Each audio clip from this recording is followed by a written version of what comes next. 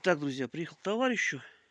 Значит, проблема, как сказал, какая? Поставил ремешок, но ремень начал гореть, сожрал. Значит, вот этот ремень вообще был с этими так называемыми с шипами. Ну, с шипами периодически это зубчатый ремень, девяточный, восьмерочный, москвичевский зубчатый ремень. У него здесь зубчики должны были быть. В таком состоянии у нас зубчики. Постараюсь на ноге показать. Во. Вот они. Они должны были быть, но их съело. Первая причина, почему их съела. Смотрим вот эту полочку, видим, да, то есть то, что у нас с завода остается на шкиву. Ну, во-первых, неправильно подобран шкив по диаметру. То есть, смотрим, у нас шкив, ремень полностью проваливается в шкив. То есть он должен быть поверху, ну, в идеале по заводским по этим требованиям. Вот. Он проваливается вниз.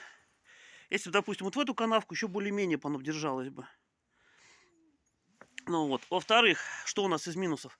Ну, поскольку общался с товарищем другим, сталь имеет не меньше коэффициент сцепления с резиной, чем алюминий. Поэтому будем ставить ему его же шкив алюминий. Дальше, но если посмотреть, вот так вот, ну формально, смотрим ширина канавки. То есть он вроде бы может даже и под профиль А рассчитана. Но здесь, видим, канавка намного уже. Поэтому у нас получается ремень будет лучше работать. И еще одно очень сильное но есть понятие клиновой ремень, есть понятие плоский ремень.